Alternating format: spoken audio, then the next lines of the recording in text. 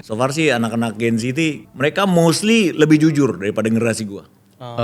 Jadi outspoken, apa yang ada di dada dikeluarin gitu. Makanya kata itu bisa keluar dengan sendirinya. Gue tuh percaya sama ini, lu kalau lagi brainstorming lu nggak boleh ngomong tapi. Misalnya lu punya, Pak gue punya ide nih, idenya begini-begini. Gue nggak boleh ngomong tapi.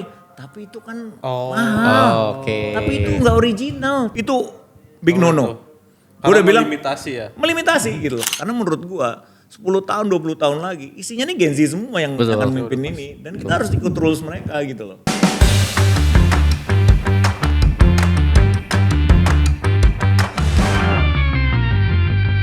Ya, halo teman-teman, kita di sini podcast pertama Magis dan kita akan ngobrolin tentang seputar dunia kreatif yang nggak melulu kreatif.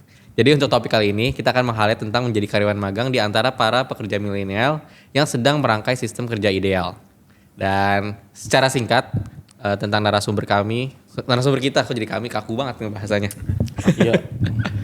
Jadi narasumber kita ini adalah seorang dosen, pekerja kreatif sekaligus pembisnis. Dan namanya adalah Pak Eng. Dan Pak Eng ini di kantor Magis ini adalah seorang konsultan intern kali ya Pak Eng sebutannya. Iya, anak magang Wing. Kayak intern itu magang, iya, anak magang. Anak magang. Anak magang di kantor ini. Di mana teman-teman di Magis ini sendiri usianya tuh masih tergolong 20-an lah. Yang entah itu baru merintis bekerja secara profesional atau memang sudah 1-2 tahun bekerja secara profesional gitu. Nah, kita pengen ngebahas tentang bagaimana sih rasanya magang di usia matang di tengah generasi 20-an yang sedang mencari sistem kerja ideal. Jadi ngomongin tentang ego dan absurditas industri kerja hari ini. Dan juga mungkin sedikit merembet soal mental health. Nggak apa-apa Pak Eng? Boleh, bebas. Iya. Oke Pak Eng, boleh perkenalan sedikit gak Pak Eng? Iya. Halo semuanya, nama saya Deeng.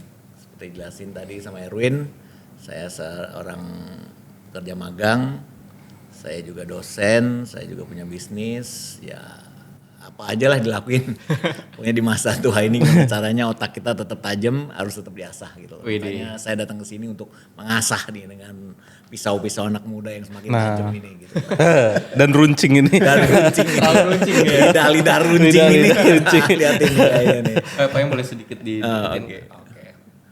Oke, kita langsung ke obrolan pertama dulu ya Pak. Boleh, silakan. Pengen nanya nih Pak Eng, sebenarnya kita tuh jadi pas dikenalin Mas Boy, pertama kali aku dikenalin Mas Boy tentang posisi-posisi kerja di sini, karyawan ini posisinya apa dan lain-lain, terus kayak sempet kaget gitu ngeliat Pak Eng posisinya tuh intern gitu. Ya, tanda kutip intern. Tanda kutip intern. Ya, walaupun kita tahu pasti konsultan ini.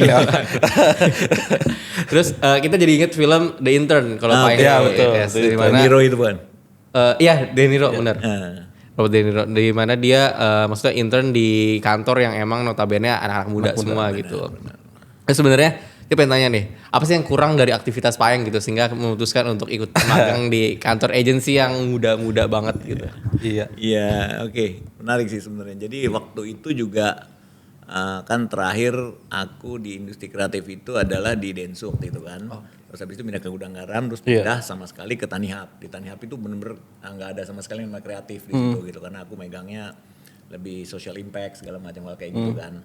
Nah setelah lama kayak gitu kan aku juga kepikiran kok jadi ketemu sama temen yang bekas agensi juga ngobrol, itu kerasa banget tuh gue ketinggalan gitu loh. Oh, beda banget ya. Ya kan pertumbuhan digital segala macam udah sangat cepet kan gitu. Jadi aduh ini kok gue ketinggalan nih gitu loh. Nah akhirnya gue memutuskan, wah ini kalau begitu terus gue bisa tumpul karena gue kan juga ngajar kan, dosen gitu loh. Gue harus update sama industri dan gue adalah dosen praktisi, which is gue mengkalibrasi apa yang ada di kampus supaya tetap bisa relevan di industri gitu loh. Nah makanya gue harus relevan kan gitu loh. Waktu itu ya ketemu Boy waktu itu, dibilangin Pak Eng kita ada Magis, kita kalau mau coba magang di sini ya magang gitu loh. Nah kita gue di sini lah gitu karena beda banget. Jadi pertama kali gue masuk sama sekarang, ya alhamdulillah gue dapetin ilmu banyak sekali tentang update dari digital industri komunikasi yang apa ya kita bilangnya marketing 6.0 lah katanya sekarang gitu kan. Jadi wah jadi itu sih sebenarnya gitu karena emang gue pribadi juga banyak teman-teman kalau kita reunian nih ya teman-teman sangkatan gue nih gitu loh yang udah ngomonginnya tuh ngomongin ya kesehatan gitu loh. Ayo jangan lupa sholat terus ya mas gue terus diajak ngomong juga udah nggak banyak nyambung gitu loh. Nah itu hal sesuatu yang gue pribadi ya aku nggak suka kayak gini gitu loh. Gue pengen tetap sharp gitu loh. Itu sih sebenarnya kenapa di sini, dan alhamdulillah gue ketemu mulut-mulut tajam yang mengasah otak gue untuk tetap ini gitu loh. Tapi kalau boleh tahu, Paeng mulai start industri di bidang kreatif tuh dari tahun berapa Paeng? Kalau boleh. Gue lulus 91, gue kerja tahun 92. Oh, 90. Itu langsung di Dentsu. Langsung di agency? Gue di agency, gue IO dulu, ada IO. Oh, IO. Ada launching, gue launching produk jeans lah waktu itu. Project pertama gue inget banget. Habis itu gue pindah ke divisi advertisingnya, namanya Aviat di Tebet. Oh, oke. Nah dari situ 2,5 tahun lah gue pindah ke Grey. Pertama kali di situ. Di Grey itu 2 tahunan juga, hampir 3 tahun. Terus gue pindah ke Metro Publicis gitu.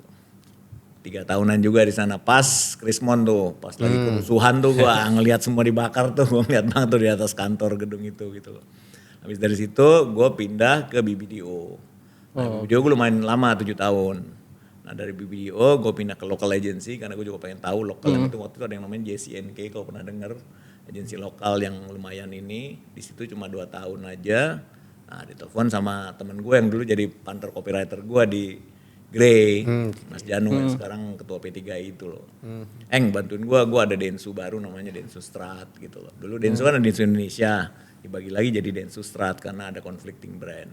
Oh, tapi Dentsu ini yang base-nya di Jepang itu gak sih? Bukan ya Dentsu? Iya. Yang multinational company. Multinational. Oh, okay. Tapi emang basisnya dari awal emang langsung Iya. kreatif, industri kreatif. Jadi terus sejak gue kuliah, gue ngerasa gue matematika gue nggak jago, hitung-hitung nih apa yang skill gue apa sih gitu loh. Ya gue kan dulu pengurus Karang Taruna, terus gue jadi MC juga 17-an gitu. Ini gimana caranya ngomong tapi bisa ngasilin duit gitu kan. Terus gue tahu ada yang namanya account eksekutif, di situ presentasi, wah ini pas banget nih gue situ. Jadi sejak skripsi gue juga tentang itu. Jadi semuanya juga emang dari awal gue udah memutuskan bahwa emang kerja di advertising is my passion. Tapi pas zaman kuliah, Pak kan pasti magang juga gak sih kondisinya? Dulu. Dulu magangnya sih di kantor nyokap aja sih. Dulu belum ada jurusan advertising, namanya masih PR. Oh, PR. jadi Operation. advertising itu turunan dari PR. Ya. Sekarang tuh. Oh gitu. Pembagiannya belum sampai, jadi dulu bagian ada penerangan, ada jurnalistik sama PR. Advertising belum ada karena zaman gua kuliah itu kan RCTI aja baru ada tahun 89.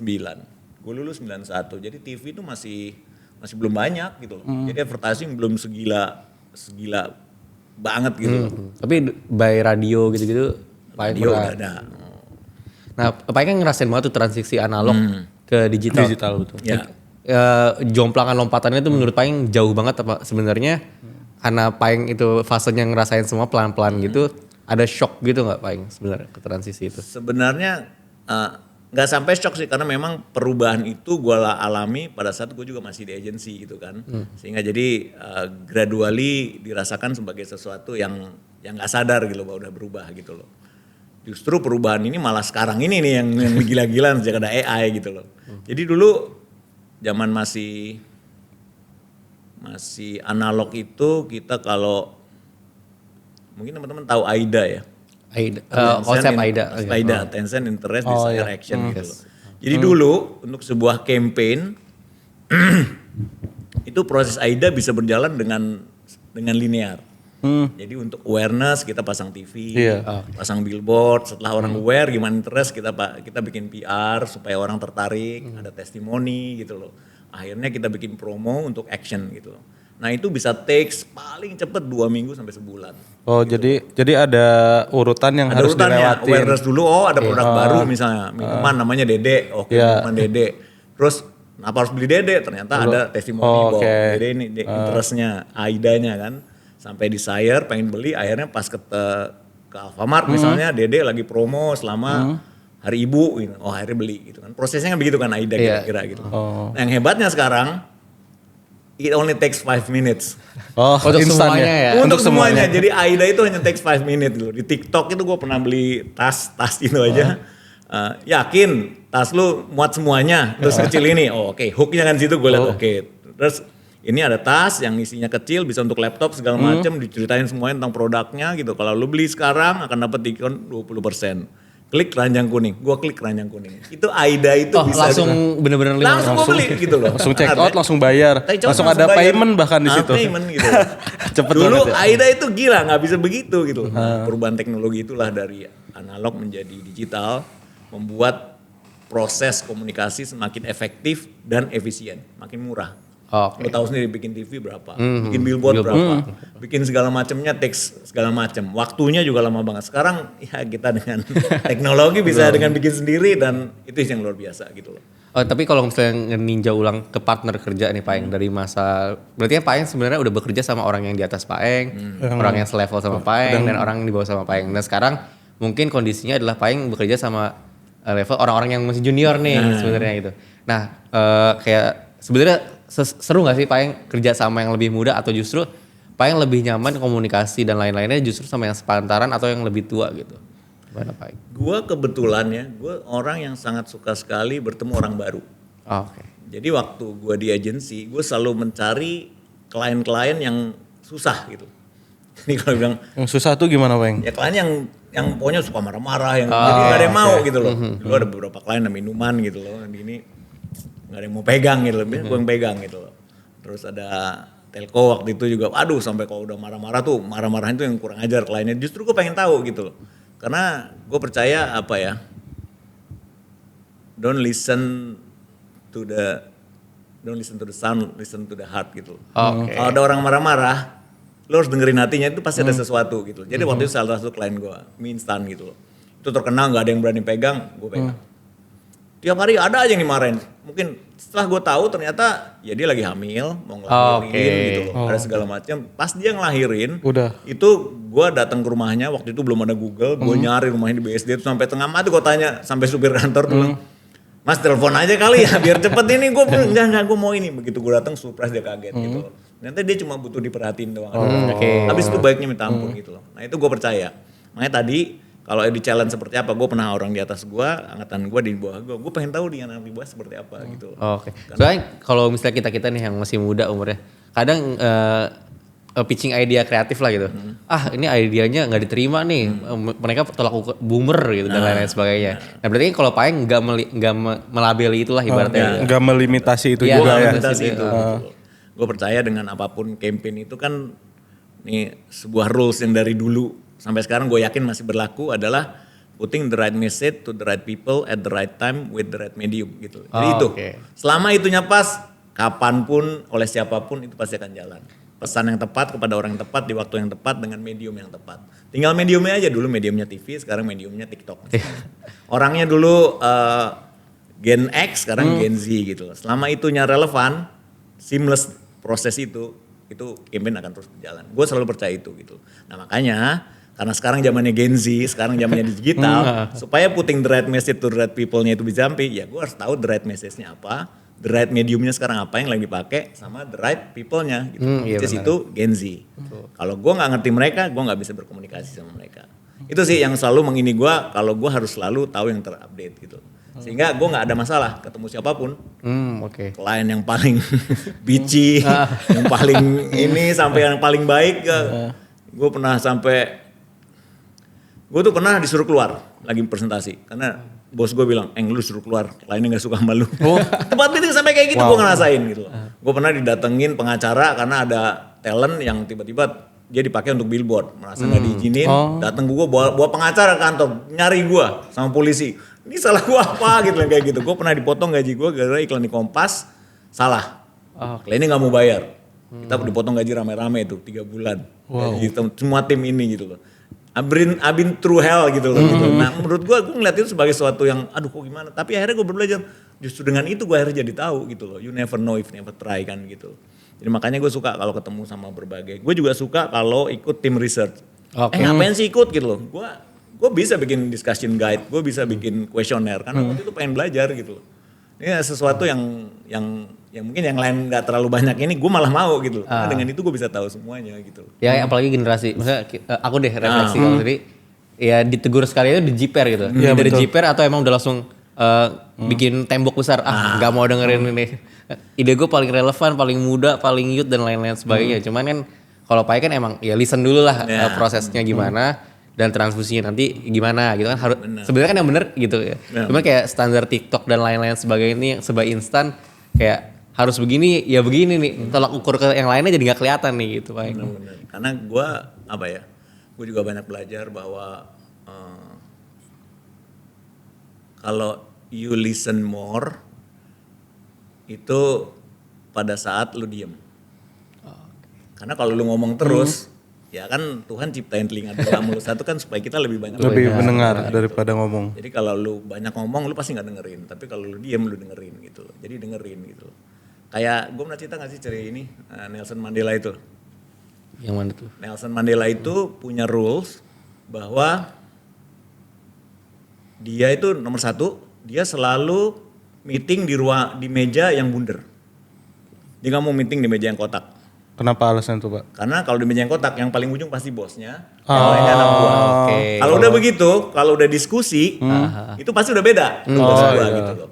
Tapi kalau lingkaran, semuanya sama. Gitu loh. Secara psikologi udah ini ya. Psikologi udah beda, lu kan bos. Setara ya. Izin Pak, apalagi udah ngomong izin Pak. Wah, udah kayak gitu berarti lu udah di bawah, ide lu dianggap nggak bagus. Gitu loh. Akhirnya nggak ini gitu loh. Terus kedua, Nelson Mandela itu ini pelajaran dari bapaknya, kan bapaknya tuh ternyata kepala suku di Afrika sana. Jadi Nelson Mandela selalu be the last person to speak, selalu. Jadi ada masalah gini nih, menurut lu gimana? Semua orang ditanyain satu-satu. Learningnya apa? Yang pertama, everybody feel heard, everybody feel appreciated. Yang tiga adalah dia bisa tahu point of view-nya. Oh Dede dari point of view begini, dia tinggal nyimpulin akhirnya gitu loh. Kalau dia ngomong duluan, takutnya ada bos nih. Takutnya bias ya Pak ya. Selain bias juga nanti kayak misalnya gue bos, ada masalah nih. Menurut gue gini, menurut lu gimana?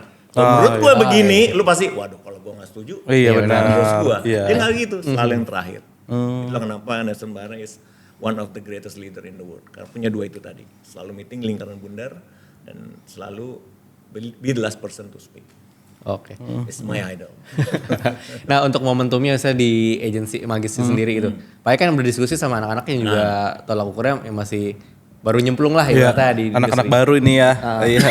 Yang pasti punya idealis sudut pandang tertentu yang masih emang seger dan lain sebagainya. Nah Pak untuk nyimbangin itu misalnya ide kamu tuh belum tepat atau dan lain sebagainya tuh cara komunikasinya gimana jadinya? Untuk ngebatasin kalau gua supaya nggak menarik gitu. Itu selalu jadi ini gua. Kalau namanya brainstorming itu kan harus pakai brain. Kalau nggak jadi storming doang gitu loh. Meledak doang. Iya. Kan? Meledak doang bener.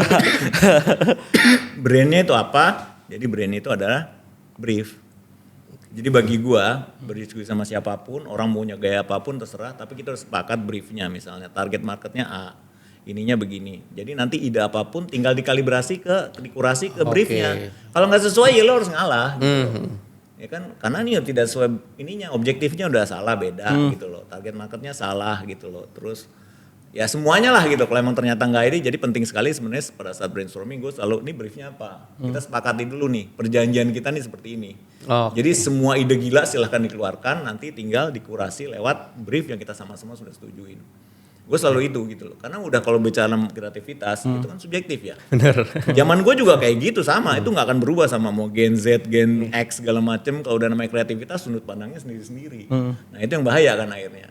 Ya punya gue selalu yang paling bagus gitu loh. Nah ukurannya apa gitu.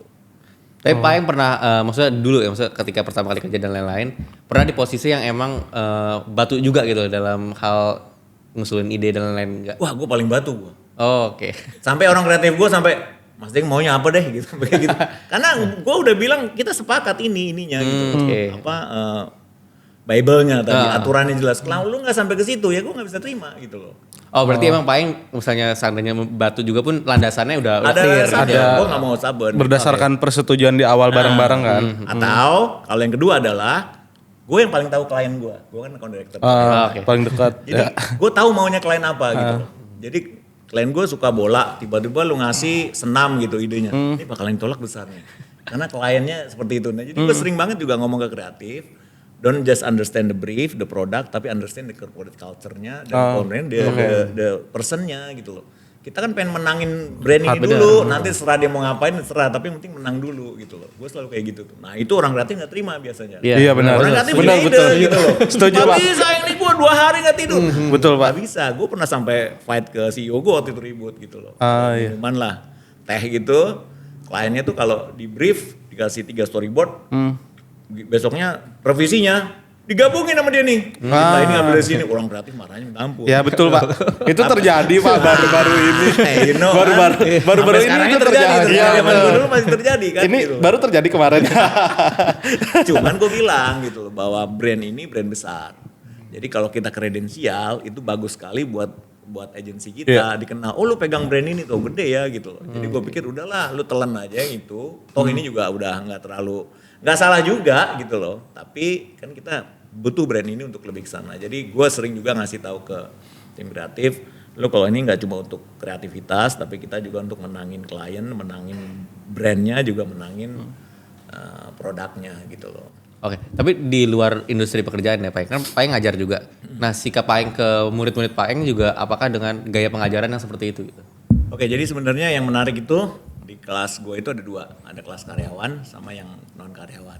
Nah kalau yang kelas karyawan itu menarik banget karena memang kayak sekarang nih di kelas gue itu ada corporate sekretarinya PLN, ada yang kerja di Shopee, ada yang orang agensi, bahkan ada yang punya agensi aja tuh ada gitu loh.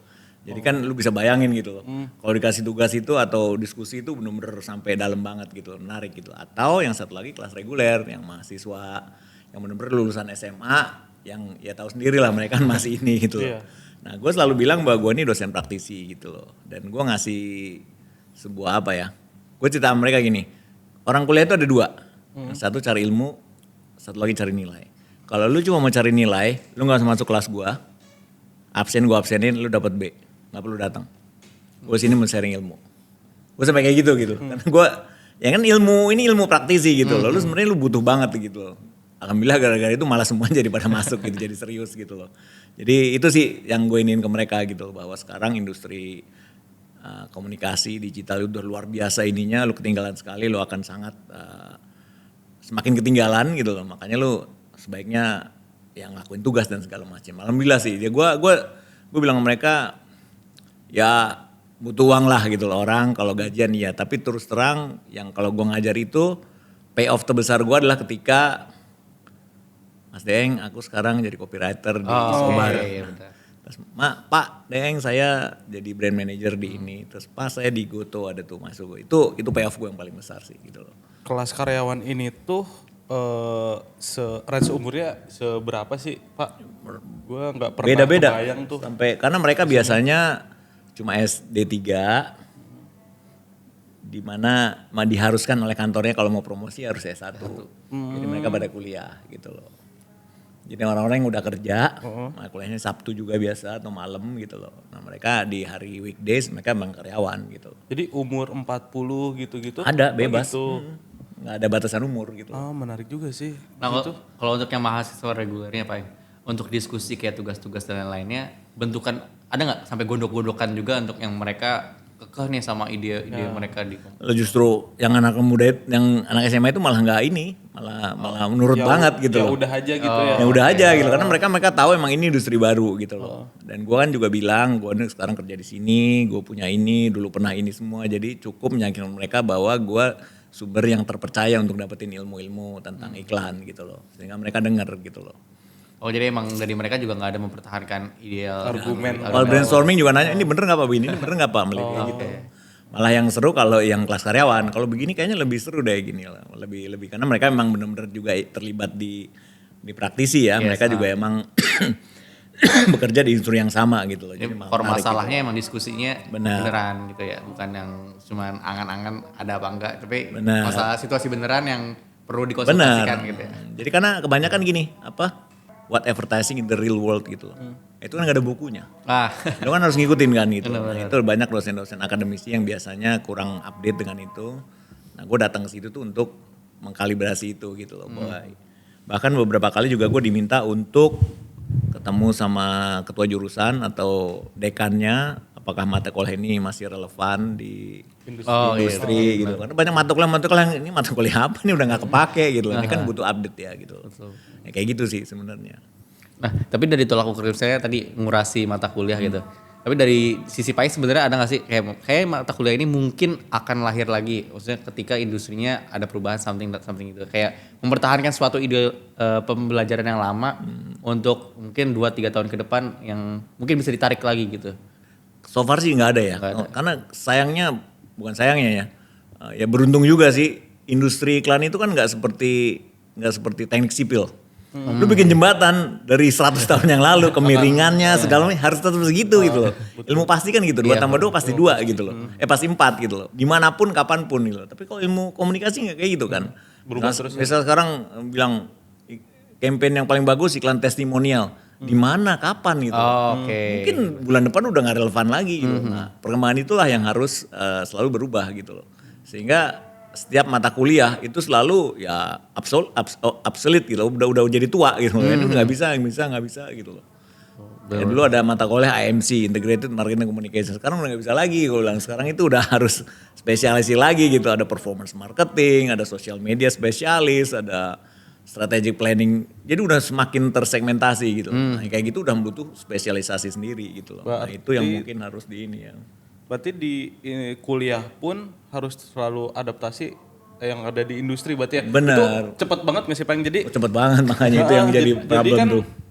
jadi kan maksudnya nyusun kurikulum, nyusun standar apa namanya pendidikan itu tuh nggak cepet kan ya. Maksudnya butuh proses yang berlapis-lapis. Sedangkan kan di industri kita nih sekarang sangat Cepet cepat banget. kayak Iya. gitu. Nah itu maksudnya kerasa nggak sih Pak di kampus atau Kerasa banget. Nah biasanya gua mengakalinya, bukan ngakalinya ya. Jadi ada mata kuliah yang sebenarnya itu nanti ke depannya nggak kayak gitu lagi, udah berubah. Nah, di mata kuliah itulah gua ngupdate gitu loh. Oke. Jadi kayak AMC misalnya, AMC udah nggak ada lagi, gua kasih tahu sekarang tuh dulu ada mata kuliah namanya ATL sama BTL. Sekarang udah nggak ada lagi gitu loh. Sekarang udah udah kecampur sih ya? udah Kalau kecampur ATL, gitu. BTL udah Kayak gitu. Kayak gitu gue jelasnya ini gitu loh. Jadi itu yang membuat apa ya, mereka jadi semakin ya ini. Jadi yang lu bilang tadi misalnya kalau kita mau berdebat gitu. Berdebat sama praktisi ya pasti gua karena dia in the real world-nya kayak gitu gitu kan, sementara dia juga nggak tahu apa-apa gitu kan. Itu sih. Tapi di luar itu Paeng maksudnya untuk tetap bertahan di industri ini gitu. Apakah Paeng juga tetap main sosial media, mantau sosial media dan mungkin ikutan berkarya di sosial media gitu kayak anak-anak muda zaman sekarang gitu. Gua mantau, gue posting tapi ya nggak sesering mereka sih gitu loh. Gue cuma untuk ngasih apa ya. Gue punya semua account sih, ada TikTok punya, ada Instagram, ya. Semuanya ada gitu. Karena untuk gue mantau aja gitu, update-nya sekarang seperti apa. Yang trending topik apa sih sekarang ya, lebih ke situ aja sih. Tapi gue nggak actively posting setiap hari gitu, nggak kayak gitu sih gitu loh. Nah, lanjut Paeng, yang mau tambahin tadi. Itu tadi gue kalau ditanya kenapa mau belajar terus gitu loh. Itu kan ada yang bilang never stop learning because life never stop teaching. Wih, Hidup itu selalu berubah. Kalau lu nggak belajar terus, lu nggak akan hidup gitu istilahnya gitu loh. Jadi teman-teman gue yang bilang, kan gue suka punya TikTok gitu. Ngapain lu udah tua pasang TikTok? Gue TikTok itu bukan untuk ini, TikTok itu untuk biar gue ngupdate gitu, biar gue ini, biar tetap tajam gitu loh.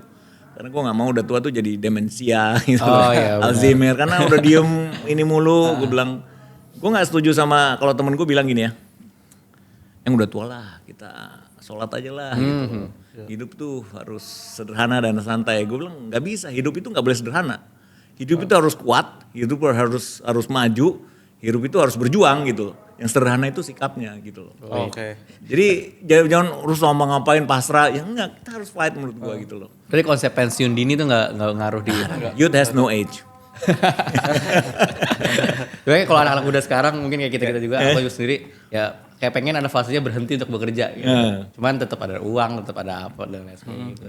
Ya emang nge-planning nabung dari sekarang biar bisa 30 selesai kerja deh gitu. Hiburan doang gitu. Mungkin itu konsepnya ngerada ini kali ya yang kayak Bias gitu. yang kayak ya kita tuh pengen nabung untuk stop Hari bekerja tua. tapi bukan stop untuk belajar mungkin gitu kali ya. Ya. Mungkin ya kan. Good question. Ya kan? Good answer. Oke untuk berhenti bekerja. Ya. Maksudnya enggak untuk berhenti Belajar belajar aja. gitu. Jadi jangan work hard tapi work smart kan gitu loh. Smart itu bukan berarti kerja keras gitu, kerja pinter aja. Punya passive income, terus ngajar, terus ini sesuatu yang emang gue ada plan dari dulu sih. Gue juga kalau pensiun, gue banyak ngajar, banyak sharing gitu loh. ya jadi konsultan seperti ini. Ya hal yang menurut gua tetap ngasah ini gua gitu, tapi tidak ngabisin waktu pulang pagi lagi, nggak ini lagi, wah itu udah nggak mungkin juga gitu loh. Nah kalau dari kacamata Paing yang udah terjun ke industri ini lama banget gitu, terus ngelihat ada AI lah yang mungkin mulai ngegantiin beberapa part dari pekerjaan kreatif gitu. Nah Paing ngerasa anak-anak muda sekarang ini yang memang sebagiannya mungkin udah berkegantungan sama AI, itu kira-kira bisa survive gak untuk ketika di kedepannya mereka ketemu studi kasus yang mungkin belum bisa dijawab sama AI gitu. Ini gue juga sebenarnya masih belum bisa jawab pasti, tapi so far sampai saat ini gitu AI itu kalau bagi gue ya itu sebuah tool yang membantu pekerjaan gue makin efektif dan efisien. Itu aja sih gitu loh. Gue menjadikan AI sebagai referensi karena sekarang gue kalau bikin modul pun kadang-kadang gue minta tolong AI dan kadang-kadang yang menariknya seperti itu karena mungkin gue cuma baca buku berapa banyak sih gitu loh. Tapi AI itu kan membaca semua buku di dunia gitu kan. Jadi kalau gue tanya sesuatu, oh iya ya, oh ada buku ini tuh ininya kayak gini gitu loh. Jadi gue masukkan itu sebagai referensi untuk memperkaya ini gue gitu loh. Nah, tapi untuk menggantikan ya so far sih gue masih belum merasa ini bisa menggantikan gitu loh. Cuman ya again setelah denger bahwa sekarang ada AI yang menggantikan foto, animasi segala macam, ilustrasi itu kan wah. Karena gue nggak di industri itu ya gitu loh. Di industri strategi yang sering gue lakuin, so far sih masih belum tergantikan, so far.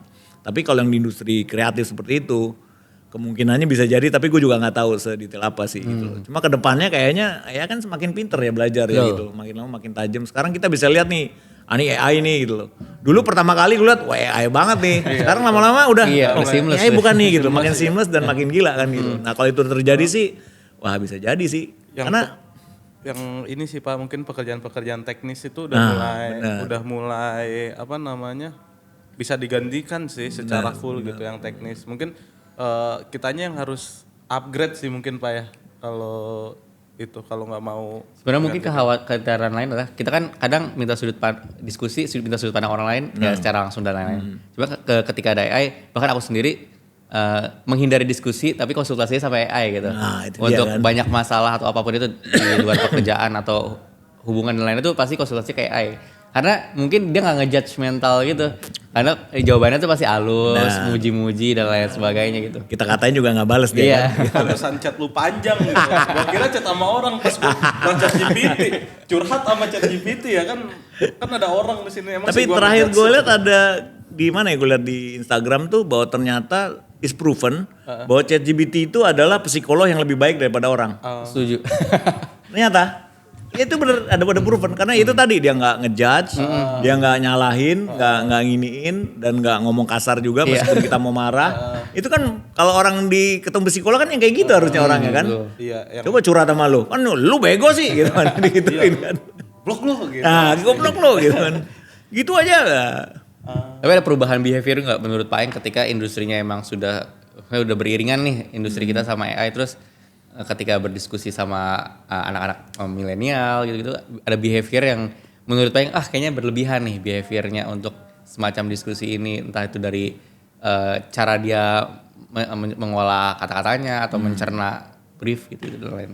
Kalau sampai saat ini sih gue belum melihat itu ya. Mereka masih bisa membedakan bahwa behavior mereka sendiri dengan behavior dengan AI belum sampai ke sana sih. Tapi kedepannya gue nggak tahu seperti apa. So far sih anak-anak Gen Z itu yang gue menarik kalau gue diskusi sama Gen Z termasuk juga di kelas gitu loh.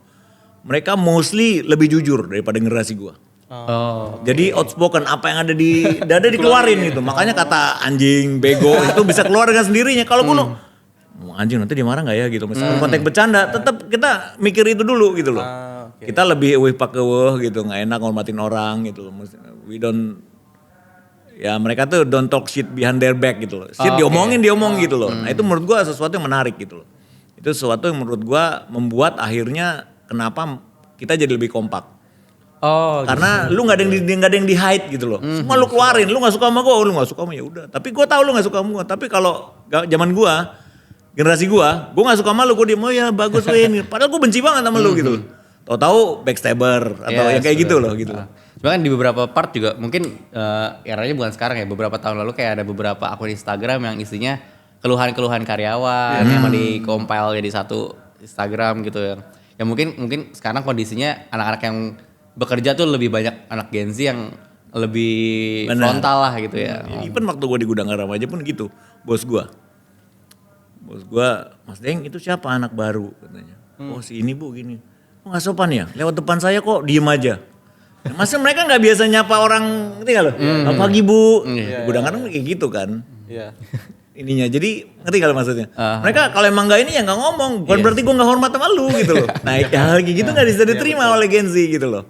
Kalau kita kan ya gue juga sebenarnya males ini, tapi karena lu bos gue ya udahlah Iya, pasti gitu. kan loh. harus Kan terjadi kayak gitu loh. Ini sebenarnya gue sukanya sama mereka kayak gitu loh. Jadi mereka kenapa kalau menurut gue komunitas anak-anak Gen Z itu lebih kuat gitu loh. Karena itu lebih pure, lebih jujur, lebih honest gitu loh.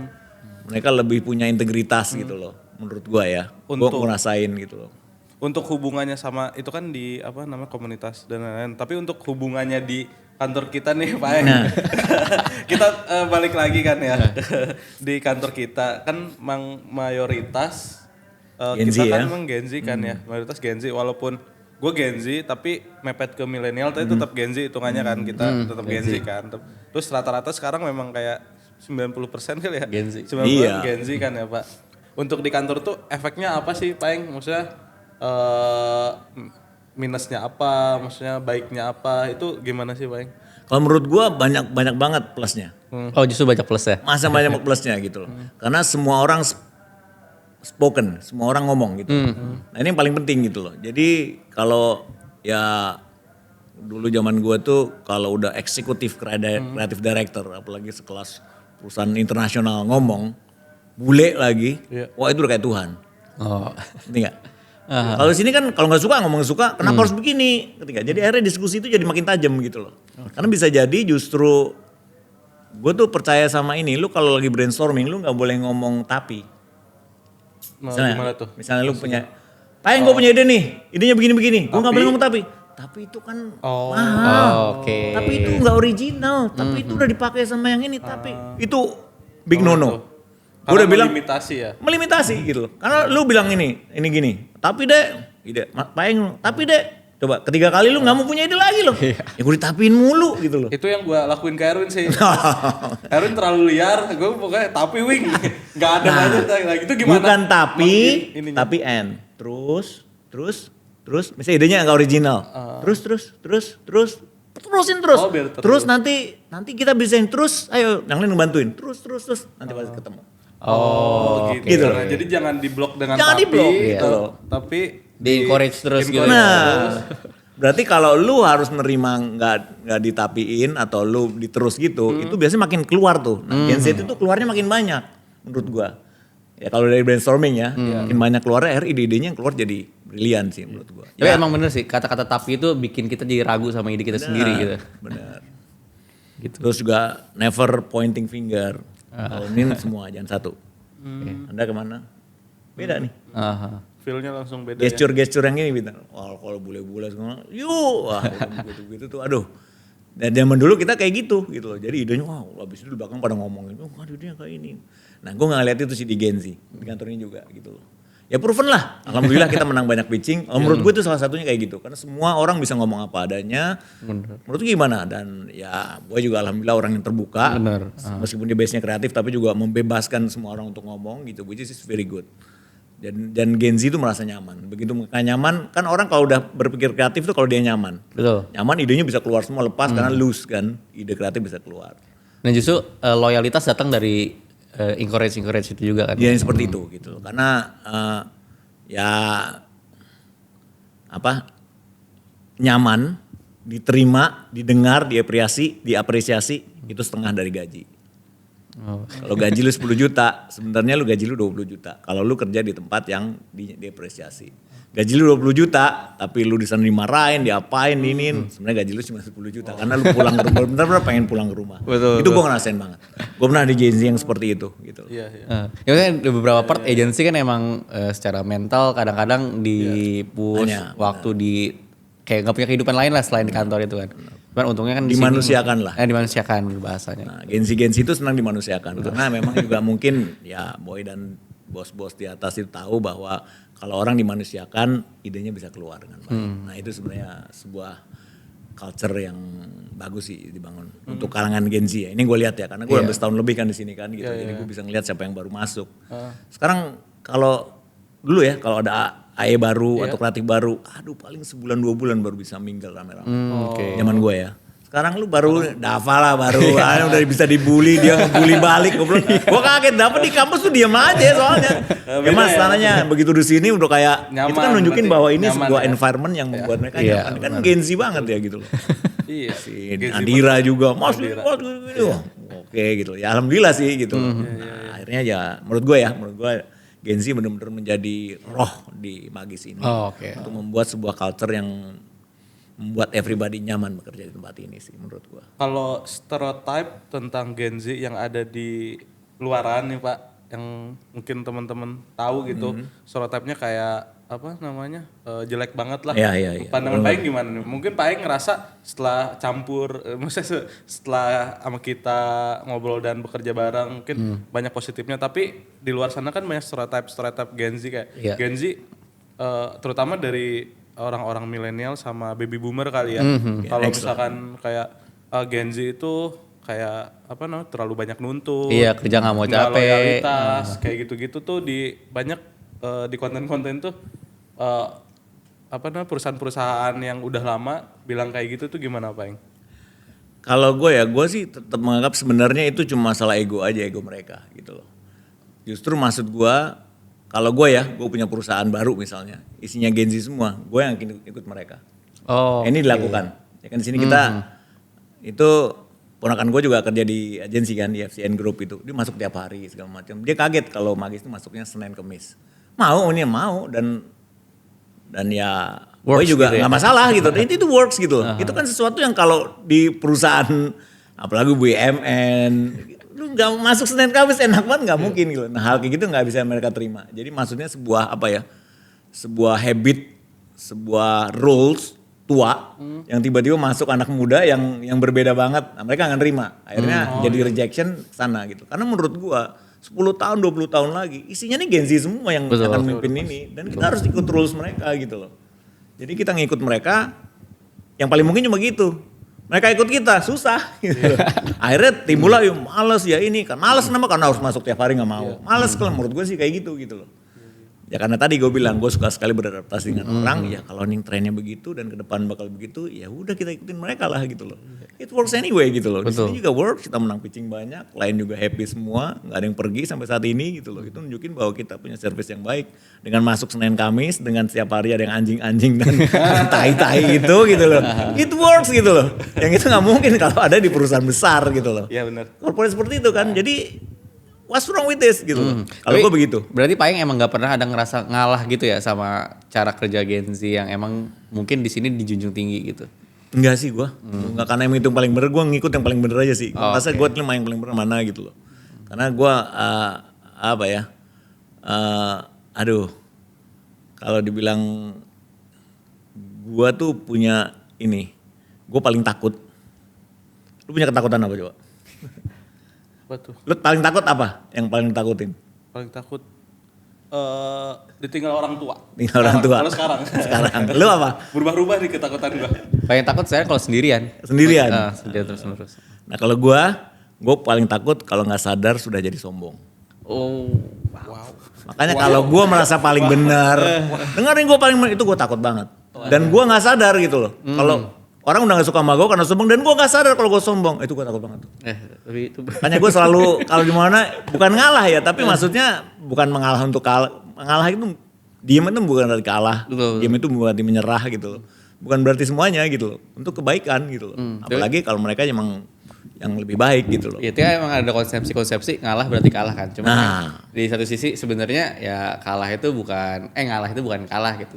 Cuman emang melihat situasi lebih jelas baiknya seperti apa gitu kan menerima hal itu. Tapi tadi statementnya bagus sih. Apa? Mic lu wing. Statement yang barusan tuh. Takut kalau itu. Takut kalau nggak sadar udah sombong. Dari sombong itu iya juga sebenarnya. Maksudnya ketakutan kita kan masih eksternal sifatnya. Dan ternyata kan ada ketakutan yang sebenarnya internal itu tuh yang sebenarnya core. Karena gue nggak suka lihat orang sombong. Oke. Jadi gue takut kalau gue kayak dia gitu loh. Gue kayak dia, tadi dia gak sadar kalau dia tuh udah sombong, ngomongnya udah tinggi, merasa paling bener. Ah lu ngerti apa sih lu? Aduh ngomong gitu tuh gue big no sih kalau bisa gitu loh. Makanya gue meskipun gue udah tua tadi, makanya kalau lu bilang gak enak apa yang, aduh jangan begitu, gue gak suka digituin gitu loh. Karena itu kayak udah ngeciptain gap gitu loh. Iya, benar Nanti ada sih. diskusinya jadi gak seru. Karena lu merasa kan lu lebih pintar dari gue, lu lebih tua dari gue. Ah enggak lah gitu loh. Sekarang lu lebih pintar jangan-jangan dari gue gitu loh. Apalagi ini kan mainan lu semua nih gitu. Gue justru main belajar. Ya, itu tadi never stop learning. Jangan berhenti belajar. Hidup selalu ngajarin gitu. Jadi jangan sampai kalau lu rulesnya tuh kalau dulu apa ya almarhum temen gue bilang, orang kreatif itu nggak boleh punya style. Style tuh maksudnya gue gayanya premium gitu loh. Jadi waktu itu ada kreatif gue pitching extra joss, terus pas diinin, gue nggak bisa, kenapa? Gue nggak ngerti lagu dangdut, Oh, Jadi gue nggak bisa bikin kampanyenya karena dia nggak ngerti kelas bawah. Dia biasanya bikin menengah ke atas, kayak yang flashy gitu loh. Yang kreatif kan nggak boleh kayak gitu. Iya, harus adaptable gitu. Nah supaya begitu berarti lu harus ngomong sama semua orang. Dari presiden sampai pemulung lu harus kenal gitu. Nah itu menarik bagi gue, kenal sama orang, dengerin orang gitu loh. Itu menarik. Nah kreatif harus kayak gitu. Pitching ini, wah kita belum pernah pegang. Gue juga gak tahu lagi lagu Korea. Waduh, gimana lu gini kalau lu gak ini bikin kampanye lagu Korea aja gak tahu gitu loh. Nah, konsepsi-konsepsi kayak gitu tuh aku kadang masih mikir, aku harus ngalah sama egoku untuk mahamin mereka ini gitu loh. Iya. Dan itu yang masih berat banget untuk aku. Lihat ke depannya adalah lu jadi orang yang bisa, gini loh. Gue selalu kalau kemana aja, gue pengen kalau ketemu orang itu ngomong aja nyambung. Persepsi kan keren nih, seru juga kan, Iya. orang seneng diajak ngomong Jawa, ngomong ini segala macem gitu loh. Nah untuk bisa begitu kan berarti kan harus kalahin semuanya gitu loh. Lagu dangdut, gue dengerin kalau ini, yang lagi sukain kayak gini tuh, Korea lagi kayak gini ya. Nona tuh ada lagunya si Shoot nih kayak gitu, gue jadi dengerin gitu loh. Karena ternyata itu kan juga hal-hal yang kalau kita diajak ngomong ngerti gitu. Benar-benar. Jangan nih gak ngerti nih orang gak diajak ngomong. Apalagi gue di AE dulu. Klien gue dulu ya, ada klien gue tuh yang kalau kita WIP. WIP-nya di kantor klien hari Senin. Hari Senin itu kalau meeting, gue masih ingat namanya Pak Indra, sama Mbak Anita, sama gue. Kita bertiga tuh sama tim kreatif gue. Pak Indra itu The Gunner, Mbak Anita itu The Cop, gue Chelsea. Jadi kalau setengah jam, 1 jam pertama meeting itu ngomongin bola kan Senin pagi kan habis EPL kan. Gak bisa tapi gitu tuh. Gila tuh kalau gue gak ngerti itu. Gak mungkin kan F1 waktu gue pegang Mercy juga. F1 kalau gue gak ngerti. Hamilton lagi gimana nih sekarang gitu kayak, Dulu masih Raikkonen, zaman gue dulu. Tapi at least waktu itu gue harus tahu semuanya. Bukan harus, akhirnya gue merasa ini menarik. Kalau gue yang tadi lu bilang ego misalnya. Yes, Gue gak suka ini, tapi kalau gue tahu ini nanti menarik. Gue bisa ngomong sama ini, Iya, ngomong sama benar-benar. ini. Menikmati ngomong sama itu yang mengalahkan ego gue akhirnya. Untuk mau belajar hal-hal baru. Kunci sukses apa? apa ya? Usaha, Wan. Usaha. Ya Kerja keras. Kerja keras. Apalagi pantang menyerah. Apalagi coba. Konsisten segala macam. Nah itu adalah anaknya. Ada ibunya. Ibu namanya Grit. Grit itu artinya seberapa gila lo mau sukses. Oh, oke. Jadi ada orang nih ya, kalau gue sering ini misalnya ada di mall gitu. Ada pembagian, ada toko kue baru buka, pembagian kue gratis. Berdua nih kita, main kue ini enak nih kuenya gue mau antri yuk. Antri yuk panjang banget. Terus dia bilang, udahlah males lah nanti beli aja lah, antri panjang banget. Gue gak mau. Gue rela nanti berjam-jam hanya demi kue itu. Nah, itu namanya grit. Kalau lu punya grit, lu pasti disiplin, lu pasti pantang menyerah. Nah itu grit yang setiap orang levelnya beda-beda. Mas Bono gritnya gila, dia sampai jual apapun, dia sampai bisa sama istrinya gara-gara ini, karena ininya karena dianggap dia udah nggak punya apa waktu itu dia pas jatuh-jatuhnya, istrinya pergi ninggalin dia. Tapi dia percaya sama satunya. Karena dia bilang just believe and you are halfway to get there. Lu percaya aja setengah jalan lu udah sampai. Nah jadi kalau lu tanya kayak gitu tadi, grit lu masih belum kuat berarti. Oke misal nih Pak, ini jadi konsultasi gue. Iya nih aja. Gak mau lah ya, konsultasi nih gue. Jadi misalkan nih Pak, gritnya udah kebentuk, udah ada nih kita. Tapi kan ada faktor eksternal kayak keluarga dan pasangan nih yang harus kita pikirin juga. Sedangkan mereka nggak terlalu kayak takut juga nih, takut juga untuk keputusannya gitu. Itu gimana Pak menangani itu? Nah, grit itu bukan masalah ada atau nggak ada. Semua orang punya grit. Levelnya tinggal segila apa. Kalau memang lu gila banget, yakinin bini lo, kita sama-sama percaya ini, gitu. Mono tuh begitu. Temen gue ada yang jual rumahnya, dia punya, lu tahu kasir ID yang itu kayak POS gitu loh. Emoka Pos itu ada namanya kasir. Gue kenal tuh. Dia bilang, iya mas, gue jual rumah gue seorang kontrak untuk biayain bisnisnya. Dan dia udah bilang istrinya, gue yakin di sini lu mau support gue nggak gitu. Sekarang sukses dia. Karena gitu. Jadi lu nggak bisa bilang grit itu ada semua orang punya. Levelnya itu. Tinggal levelnya seberapa gila. Lu mau nggak ngorbanin ini hanya untuk ini gitu. Grit itu kayak gitu. Semakin tinggi grit lu, ya kemungkinan gagal juga ada gitu loh. Iya. Tapi ya kalau lu punya yakin, ya. Nah, oke, itu satu poin terjawab. Misalkan gridnya udah tinggi nih, grid udah tinggi. Tadi sih yang manajemen resikonya itu tuh Pak. Kalau misalkan grid itu apakah nggak, ya udah nggak lepas aja nggak usah. Ya enggak harus diikut tuh. Tetap ada resikonya tetap harus dipikir gitu. Exit plan-nya gitu ya. Bukan exit plan-nya, maksudnya resiko sebatu apa nanti bakal berkorbannya gitu loh. Bukan blindly grid gitu juga gitu loh. Apalagi kalau udah punya keluarga kan, lu harus tahu ini sampai di mana levelnya ini. Tetap dihitung harus ada gitu loh. Maksudnya nggak serampangan juga kan? Nggak serampangan gitu. Calculated risk-nya calculated. Kayak naruh deadline dari tiap tahapan yang udah achieve Harus, gitu ya. kan tadi gue 4P, lu punya purpose, itu ada grid, ada passion. Ketiga itu plan. Di plan itulah lu, tahun segini harus punya ini.